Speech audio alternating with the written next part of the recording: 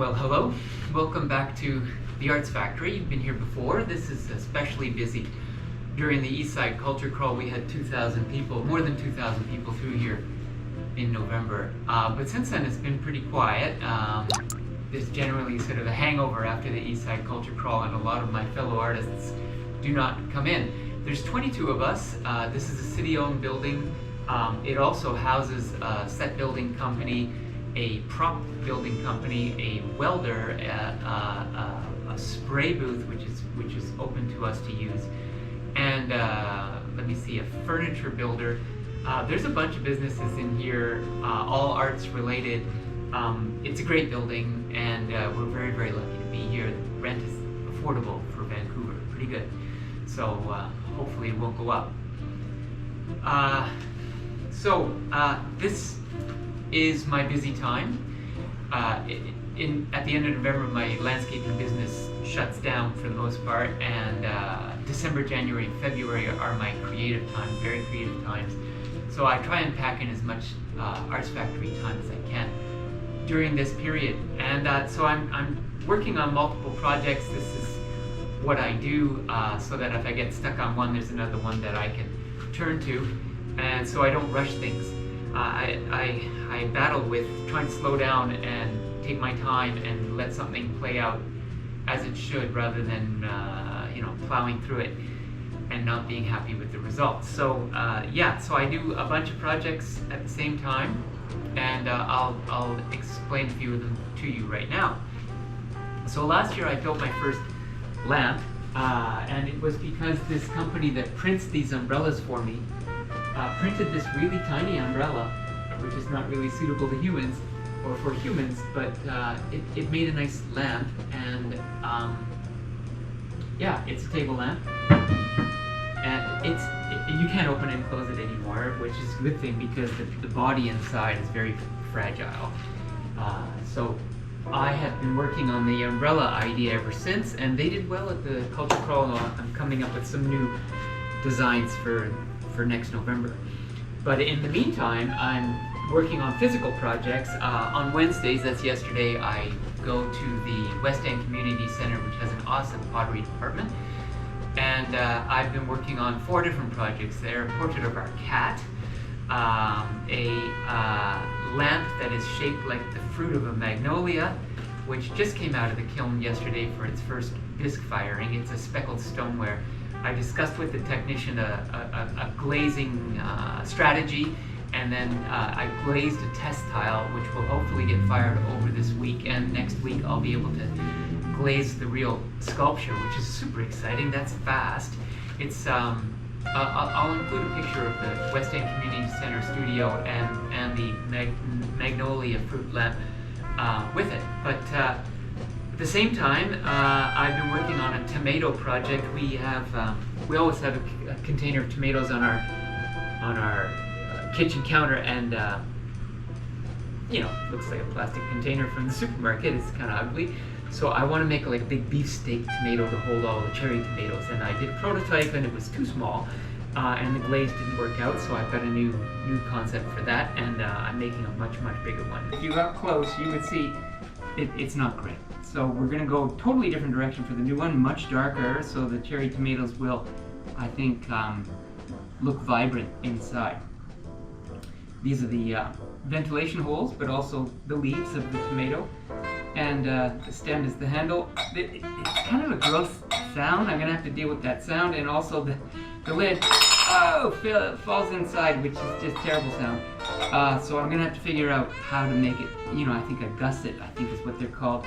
A little flange on the inside to catch it so it can't fall inside, which is another step, but I don't think that complicated. This was thrown on the wheel, but the new one is slab construction. And there's going to be a new lamp.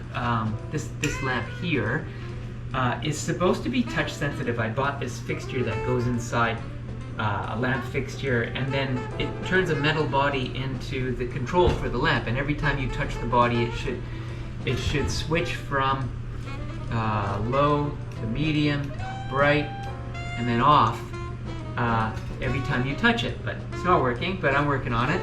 And this lamp will have a ceramic shade that will fit onto this housing. I'll be able to screw it on, and it will be perforated so the light comes through.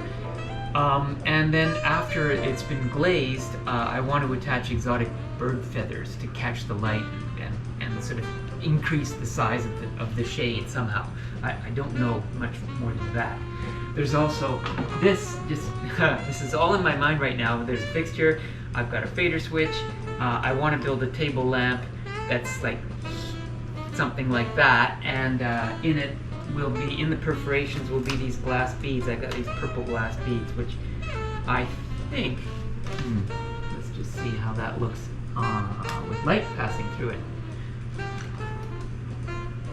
What do you see there? Something?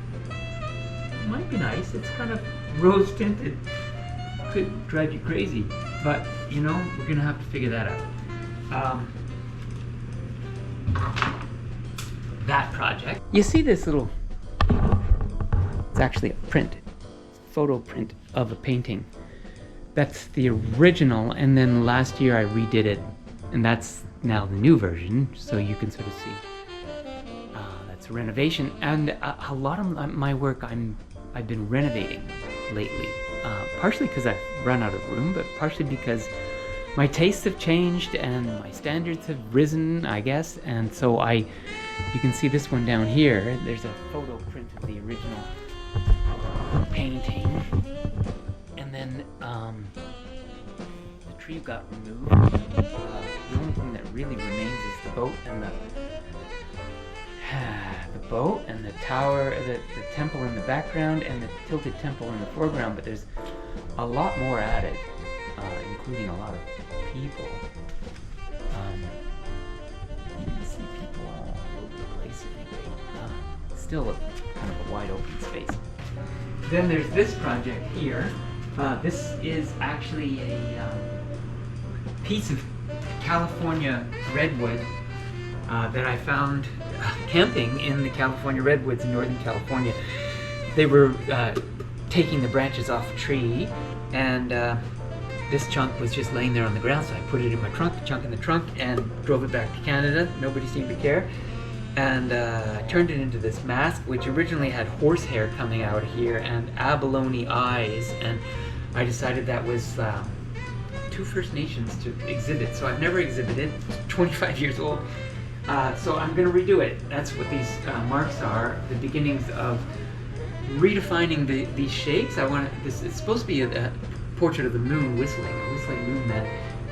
And so I want to make these lines a bit more pronounced and a bit clearer. Same with the eyes, and then these alien crevices up here, a little deeper and more defined. And as far as the yellow beard goes, I don't know whether I'm going to use this or not. I'm just playing with it. I might have to stain it a more natural color. It might be too much yellow. I don't know. I'm trying to figure that out. But this comes from an ornamental grass that grows about as high as our windows, very tall. So there's that. There's the painting of Third Beach, Vancouver on a hot August day. Looks like the tropics. I know. Today it doesn't look like the tropics. It's pretty gross. But let's see now. Part of this whole umbrella theme is this one, and this umbrella is it's just, I'm just working on it. In fact, these, you can barely see them. These devil figures. Let me show you.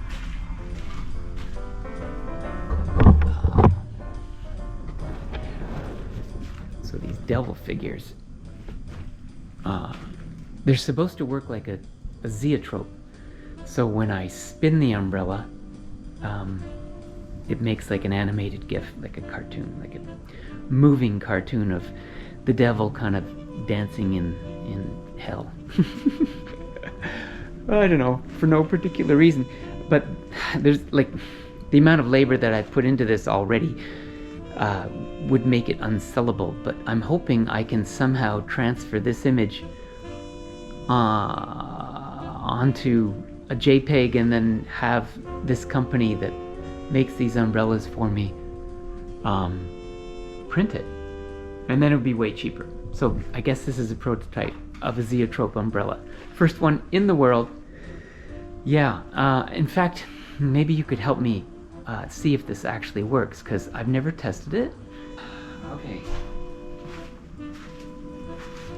Alright, so I'm gonna just put this here. Can you see that? Alright, I'm gonna spin it and you tell me if you see some kind of a animated GIF happening, okay? Here we go.